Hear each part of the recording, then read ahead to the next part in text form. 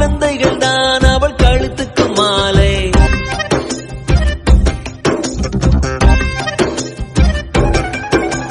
மழை வெயில் பார்க்காமல் பார்ப்பாள் வேலை. குழந்தைகள் தான் அவள் கழுத்துக்கு மாலை.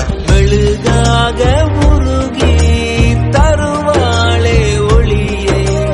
குழந்தைகள் சிரிப்பில் மறப்பாளே வலியை.